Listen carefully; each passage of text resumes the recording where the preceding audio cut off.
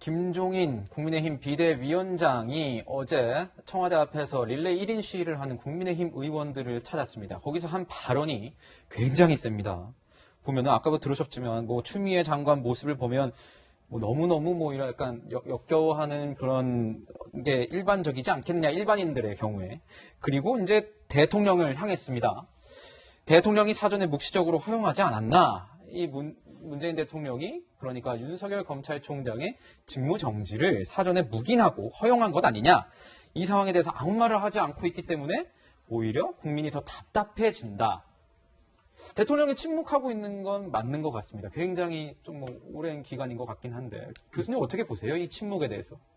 굉장히 이제 고민스럽다는 것이 우리가 느낄 수 있는 고심을 하고 있다. 고심이죠. 왜냐하면 추미애 장관도 그렇고 윤석열 총장도 그렇고 다 본인이 임명한 사람입니다. 본인이 임명했죠. 그렇죠. 이런 상황에서 두 사람의 어떤 갈등, 대결이 뭐 심화가 되고 이것이 쟁송으로까지 이어지고 있어요. 그러니까 어떤 조치를 취하기도 사실은 지금은 어려운 상황이 됐습니다. 이미 법적인 단계로 진입이 돼서 여기서 대통령이 뭔가를 얘기한다는 거는 법원의 판단을 사실은 왜곡시킬 수 있는 부분이 있거든요. 그래서 상권분립의 상황 속에서 이미 때는 늦었다. 그래서 이 대통령의 언급이 지금에 있는 상황에서는 안 되는 상황으로 이미 된 것이지만 결과적으로는 이 정책 책임은 다 지금 문재인 대통령이 지고 있어요. 이 온갖 부담이 다시 오고 있습니다. 그런데 여기서 그러면 추미애 장관의 편을 들어서 지휘를 하고 있느냐 아니면 윤석열 총장에 대한 부분 여기에 껴들 수는 없는 거죠. 지휘권은 일단 장관에게 줬습니다. 장관이 어떠한 형태로든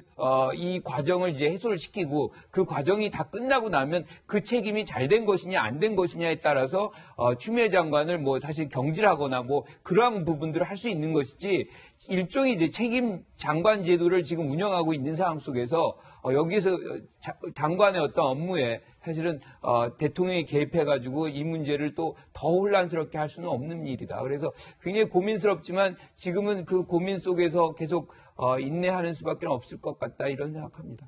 네, 이런 상황에서 이제 여당 내에서도 여러 가지 목소리가 나오는데 이런 얘기도 나옵니다. 동반 퇴진론인데, 그러니까 추 장관도 그렇고 윤 총장도 그렇고 동반 퇴진이 필요하지 않냐 이상민 의원이 이런 얘기를 했어요, 변호사님. 근데 이상민 의원의 저 얘기가 민주당 내에서 소수설이잖아요. 그러니까 일부 언론 보도 보면 뭐 열성 당원들한테 이상민 의원은 좀 비판도 많이 닿았다는 것 같고 왜냐하면 둘 다 동반. 그러니까 핵심 당원들이나 민주당의 주류의 생각들은 윤 총장만 퇴진시키는 거지 추미애 장관을 퇴진시키면 안 된다는 생각 아니겠어요? 그러니까, 오히려 동반 퇴진론은 강하게 비판하고 있죠. 그렇죠. 그러니까 이상민 의원이 저 얘기가 거의 소수설일 거예요. 근데 저 생각도 한번 생각을 해볼 필요는 있다. 그러니까 총장 대통령 입장에서 보면 어느 한쪽을 빼는 게 부담스럽다면 둘 다 빼서 상황을 정리할 필요도 있다. 다만 아마 대통령이 이미 정치적으로 어떤 결단을 해가지고 정리하기는 이미 시기가 너무 늦었습니다. 네. 저거 진작 했어야 되는 거예요. 하다못해 제가 그런 말씀도 한번 드린 적이 있을 거예요. 기억나시면 모르겠지만 추미애 장관 아들 문제가 나왔을 때 그걸 원인으로 해서 추 장관을 빼서 정리하는 것도 한 방법이다라는 제가 한번 말씀드렸잖아요. 그 시기도 놓친 거예요. 대통령 고민할 겁니다. 윤 총장을 빼면 내가 임기 2년을 보장하라고 했다고 윤 총장이 국감에서도 얘기를 했는데 그걸 빼면 나는 약속을 어긴 대통령이 되는 거니까 고민. 추 장관을 빼면 검찰개혁이 망가지는 거 아니냐라는 사인을 지지층한테 줄 수 있을까 그것도 고민. 그 고민하다가 지금 1년이 휙 지나간 거거든요. 지금 그래서 터지기 직전이기 때문에 이제 아마 대통령은 정치적으로 정리할 단계는 이미 넘어섰고 아마 대통령의 생각은 수요일날 징계위원회에서 징계가 나오면 법무부 장관의 제청에 따라서 법에 있는 검사진검법에 따라서 징계에 사인하는 나는 윤 총장의 임기를 보장하고 싶었으나 법무부에서 절차에 따라서 이런 징계가 내려졌고 그걸 장관이 제청했기 때문에 나는 법에 따라서 사인한다 라는 식으로 아마 상황을 정리할 가능성이 저는 가장 높다고 봤는데 이 정리 방법이 내년 초에 있을 서울시장, 부산시장 재보궐선거에 과연 여당에게 유리하게 영향을 끼치겠는가? 저는 그 부분은 의문입니다. 네. 지금 이제 아까 이상민 의원의 의견이 소수설이라고 했지만 저도 약간 바라보는 눈빛은 소수설이긴 하지만 이렇게 분화가 된 적이 있었나 싶기는 합니다. 이 여당에서 다른 목소리가 나오는 거죠. 또 다른 좀 포인트를 짚어보자면 추미애 장관, 법무부 장관으로서 대통령을 보좌하는 게 역할인데 방금 말씀해 주셨던 부담이 모두 대통령에게로 간다. 대통령에게 부담을 지우고 있는 이 구조 아니겠습니까? 추미애 장관. 거기다가 이 여당에서조차 이 소수설이라고 하긴 하지만 다른 얘기가 나오기 시작했어요. 이 여권에 굉장히 부담을 주고 있는 것 아니냐 이런 얘기에 대해서는 평론가님은 어떻게 좀 짚고 가시겠어요? 저는 부담이라고 생각해요. 추미애 장관이 갈등을 너무 크게 키움으로써 문재인 정부의 어떤 국정 수행이나 추진에 별 도움이 안 되고 이게 예. 단순히 눈에 드러나는 지지율 문제뿐만이 아니라 야당이 아무리 협소해도 100석 이상을 가졌는데 추장관 문제로 갈등이 이렇게 장기화되게 되면 내년도 예산안 문제라든가 집행의 문제 또 이제 코로나 상황에서 아마 그때그때 추경이나 예비비 편성 등이 필요할 텐데 그런 협치의 문제에 있어서 야당의 도움을 구하기가 상당히 어려워지는 게 사실입니다. 그리고 성큼 앞으로 다가온 재보궐선거에도 과연 추미애 장관과 윤석열 총장의 갈등이 이 서울시장이나 부산시장 선거에 긍정적인 영향을 끼치겠느냐 아니라고 보는 정치 전문가들이 많거든요. 그런데 그럼에도 불구하고 다른 목소리 이를테면 뭐 추 장관이 잘못했다는 게 아니라 추윤 둘 다 정리하자는 이상민 의원의 목소리마저도 지금 더불어민주당 내부에서는 소수가 아니라 극소수인 게 현실이고요. 네. 그런데 이상민 의원은 지난 20대 총선에서 사개특위 위원장 했던 분입니다.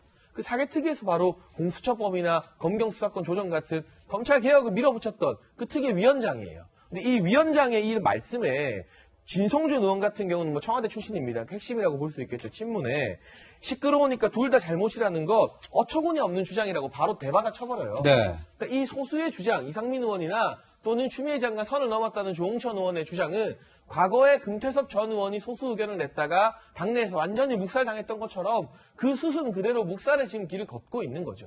지금 더불어민주당의 네. 여러 가지 문제점 중에 가장 큰 문제점은 추미애 장관 이슈가 커졌다는 게 아니라요. 거기에 대해서 다른 의견, 당내에서 비판을 할 수 있는 다른 의견이 설 수 있는 자리가 너무나 좁아졌다는 것이고 제가 과거 박근혜 정권의 기세가 등등할 때 이 친박과 비박의 싸움이 있었습니다. 네. 하지만 그때도 비박이 소수파였지만 이 정도로 이 발언권이 적진 않았거든요. 그런데 지금 금태섭 전 의원 나왔죠. 이상민 의원 이렇게 고초를 당하고 있죠. 인터넷상에서 조홍천 의원도 마찬가지입니다. 이 반대파의 목소리가 설 자리가 점점 줄어들게 되면 이 위기 상황에 왔을 때 당이 노선을 수성하기 대단히 어려워지면서 글쎄 이게 결국 민주주의 중 정당이 건전하게 기능하는 좋은 사인은 아니라고 판단합니다.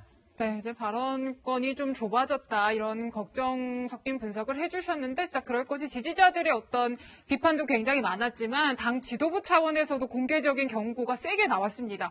그 내용을 좀 보면요, 이제 신동근 의원이 이제 글을 올렸는데 검찰개혁과 관련해서 당내 일부 의원의 행태가 도를 넘었다. 이제 쭉 내용을 보면은 더 이상 묵과하기 어렵다, 자중하길 바란다 이런 굉장히 강한 표현들이 여러 번 담겼어요. 교수님 어떻게 보세요? 추윤의 어떤 갈등이 사실상 이런 법적인 쟁송의 과정으로 진입이 됐지만 이미 다른 한 측면에서는 완전히 정치적인 어떤 갈등으로 부상이 된 것이거든요. 그래서 이게 일종의 진영 논리의 적용을 아주 직접적으로 받고 있는 겁니다. 네.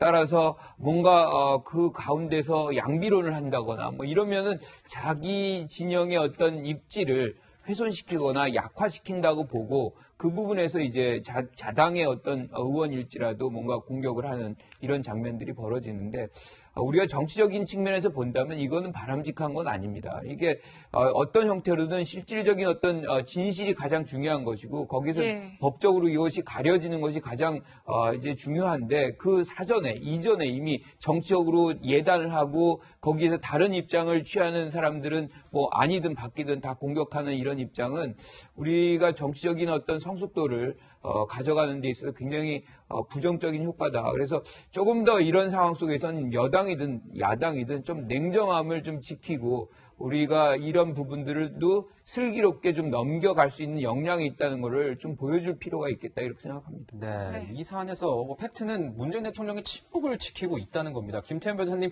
아까도 얘기를 해주셨지만 뭐 이제 좀 있으면 이번 주 안에 이제 징계의 결과가 나올 것이고 그러면 아마 문재인 대통령이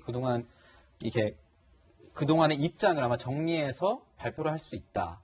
근데 여기가 보니까 진중권 전 교수가 이런 얘기를 했어요. 윤 총장의 해임을 아마 발표할 텐데 이러면 악어의 눈물을 흘릴 것이다.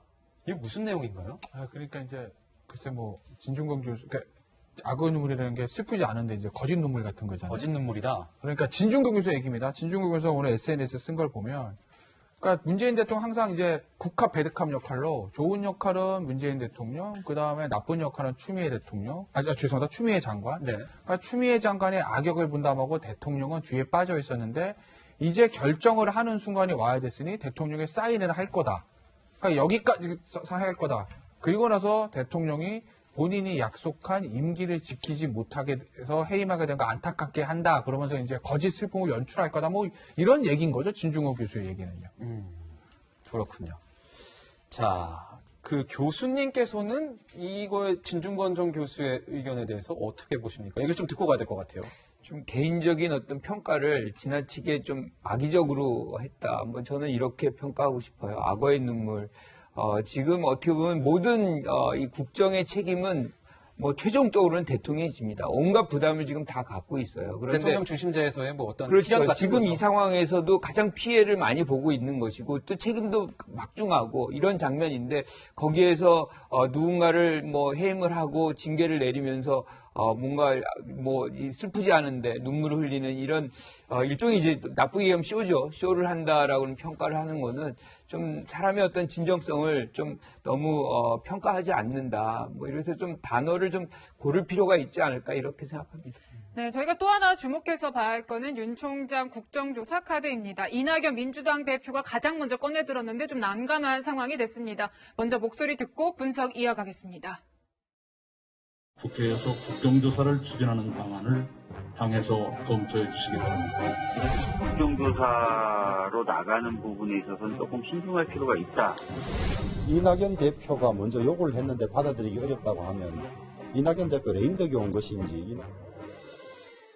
네, 뭐 국민의힘에서는 추 장관, 윤 총장 다 같이 국정조사를 하자고 하니까 민주당은 또 한 발 살짝 물러서는 모양새인데 어떻게 보세요? 실제로 국정조사 진행이 되겠습니까, 평론가님? 저는 처음에 이낙연 대표가 이 메시지 던진 그날 저녁에 방송에서 이거 안 될 거라고 단언한 바가 있습니다. 그래요. 왜냐하면 국정조사가 열리게 되면 윤석열 총장에게 그야말로 날개를 달아주는 격이 될 수도 있다. 지난 국정감사에서 법사위 여당 의원들이 벼르고 별렸지만 결과는 윤석열 총장의 동문회가 펼쳐지면서 그 이후 오히려 지지율이 대폭 상승하는 그런 일을 우리가 이미 경험하지 않았습니까? 여당 입장에서는 윤석열 총장에게 발언권을 주는 게 이미 부담스러워진 겁니다. 그런데 여기서 한 가지 아쉬운 점은 이낙연 대표의 이야기가 나오고 야당이 좀 더 순발력 있게 그래 우리 국정조사 하겠다 조건 없이 받는다. 조금 더 앞서 나갔다면 이 더불어민주당의 처지가 조금 더 난감해질 수 있었는데 야당은 야당 나름대로 좀 망설이는 시간이 있었죠. 하지만 이제 하태경 의원 같은 경우는 추미애 장관 국정조사 안 해도 되니까 윤석열 총장 단독 조사라도 받자. 지금 전체적인 기류가 윤 총장 단독 국정조사 야당은 받겠다 이렇게 발의를 한 상황이고요. 반면 여당 같은 경우는 이낙연 대표의 말 지금 뭐 격리 중이라 지시받은 바가 없다는 말도 윤호중 위원장으로부터 나왔다고 해서 논란이 되고 있고 이게 정쟁화되면 안 된다는 이유로 물러서고 있습니다. 그런데 어쨌든 국민들이 보기에는 먼저 국정조사를 하자고 해놓고 뒤로 후퇴하는 모양새가 뭔가 민주당이 지금 자신 없는 거 아니냐. 네. 윤석열 총장에게 밀리는 거 아니냐는 그런 인식을 심어줄 수 있는 것이고요. 이 이전에 법사위에 윤석열 총장을 긴급 현안 질문으로 출석시키는 문제를 놓고도 여야가 다툰 끝에 윤호중 위원장이 법사위를 15분 만에 산회하면서 윤 총장을 못 부르게 했습니다. 윤 총장에게 발언권을 안 주려는 모습이 계속될수록 여당이 수세적이라는 이미지를 국민들에게 심어줄 수 있기 때문에 네. 지금 여당 그리고 이낙연 대표 상당히 또 곤란한 처지에 처한 것 같습니다. 곤란한 처지에 처했다 했는데 이낙연 대표가 말하고 지도부들 일부는 다른 얘기를 하는 이런 상황. 뭐 미스매치가 왜 난 거죠? 제 생각은 이낙연 대표는 굉장히 원론적으로 얘기했던 거예요. 원론적인 얘기였다. 사실 무슨 얘기냐면 행정부에서 난리가 난 거잖아요. 그 행정부를 견제하고 감시하는 기능은 국회에게 있습니다. 네. 국민의 대표에. 그래서 국정조사 하는 것이 맞죠. 그런데 이제 보면 우리가 현실적으로 이 국정조사가 이루어지게 되면 어떻게 되냐. 완전한 블랙홀이 됩니다. 여기에 모든 것이 다 빠져들어가고 사실은 국정이 제대로 운영될 수 있는 그 기회가 연말 연초에는 다 없다라고 보면 맞는 겁니다. 그리고 또 한 가지가 뭐냐면 지금 국정조사 이루어지면 안 되는 이유가 실질적으로 지금 법원에서 지금 쟁송이 이루어지고 시작했잖아요. 네. 이런 부분에서 같이 동시에 이런 것이 이루어진다면 법원의 판단에도 상당히 부정적인 영향을 미칠 수 있다. 그런 측면에서 나중에 재발 방지를 위해서 법원의 판단이 다 이루어진 다음에 한다 그러면 몰라도 지금 동시에 이루어질 일은 아니다. 이렇게 생각합니다. 네, 저희가 또 하나 좀 전해드리고 싶은 게 지금 이런 상황에 대해서 대학생들, 서울대생들이 온라인 커뮤니티에 쓴 글이 굉장히 화제가 되고 있습니다. 그러니까 내용과 주제를 보면은 결국에는 박근혜 정부가 최악의 정부라고 욕해서 미안합니다. 반성문처럼 쓴 일종의 풍자 글인데 그러니까 내용이 굉장히 많아요. 여러 가지 사건들을 언급하는데 핵심은 그겁니다. 변호사님, 현 정부를 비판하는 글이에요. 어떻게 좀 보셨어요? 그러니까 저거 사실은 이제 내용이 뭐냐면 아마 어제부터 이제 언론에 다 보도가 되기 시작했습니다. 네. 인터넷판으로. 근데 저도 다 봤어요. 예. 내용은 뭐냐? 박근혜 전 대통령 정부가 정말 최악이라고 생각했는데 박근혜 정부 때는 그래도 이랬다. 현 정부는 더하다라는 거거든요. 그러니까 현 정부에 대한 비판. 촉불혁명으로 집권을 했다라고 스스로 얘기를 하고 그리고 전 정부는 적폐 정부고 그 정부와는 다를 거라고 한 번도 경험해보지 못한 나라를 만들겠다고 약속을 했는데 지금 돌아보면 박근혜 전 정부보다 나은 것이 없다. 오히려 박근혜 정부 낫다. 그래서 박근혜 전 대통령에게 미안하다. 이런 내용이거든요. 저기 있는 내용이 다 맞다고 말할 수는 없습니다. 네. 다만 어쨌든 지금 대학생들 사이에서도 현 정부에 대해서 저렇게 비판적인 시각들이 나오고 있다는 거 이건 한번 정부와 민주당이 좀 유념해야 될 거로 보입니다. 교수님은 어떻게 보세요? 이제 학생들 가르치는 입장에서 이 글을 보면 그래 이거는 따지지 않겠습니다. 근데 굉장히 정치에 관심이 많아 보이는 것 같아요. 요즘 대학생들. 그렇죠. 근데 지금 내용에 이제 사실관계가 좀 틀린 부분도 있고 그래서 우리가 이걸 다 받아들일 필요는 없는 것 같은데 어쨌든 저 글을 쓰신 분은 저는 제 생각에는 현 정부를 욕하고 싶었던 본심이 있었던 분이에요. 그런데 이제 과거에 박근혜 정부와 빗대서 이게 더 잘못한 것이었다 알고 봤더니 이런 건데 그러면 제가 질문을 할게요. 자, 박근혜 정부가 그럼 잘못 안 한 겁니까? 그런 부분에서 우리가 이제 잘못한 건 잘못한 거고 이 부분에서도 만약에 이제 문재인 정부가 잘못한 게 있다 그러면 분명히 밝히고 거기에 관련된 것들을 징계가 필요하면 또는 처벌이 필요하면 다 해야 되는 것이죠. 근데 하나 저 문단의 틀이 박근혜 정부가 잘했다는 게 아니에요. 박근혜 정부가 잘못했다. 그런데 현 정부는 그 잘못한 정부를 적폐 정부라고 하고 그 정부보다 훨씬 나은 나라를 만들겠다고 했는데 하는 거 보니 박근혜 전 정부보다 나은 게 없다. 이거 상대적인 비교인 네. 거지 박근혜 정부가 잘했다는 그런 내용의 글은 아니라는 거죠. 그 부분에서 잠시 얘기하면 사실은 그러면 박근혜 정부가 지금의 정부보다 잘했다는 것이냐. 거기에는 동의할 수가 없는 거죠. 자, 저희가 다음 시간에 좀 다뤄볼 수 있으면 다뤄보도록 하겠습니다. 네, 이렇게 학생들의 풍자까지 나오는데 대통령의 침묵이 언제까지 길어질지는 주목해서 지켜봐야겠고요. 세 분과는 여기서 인사드리겠습니다. 감사합니다.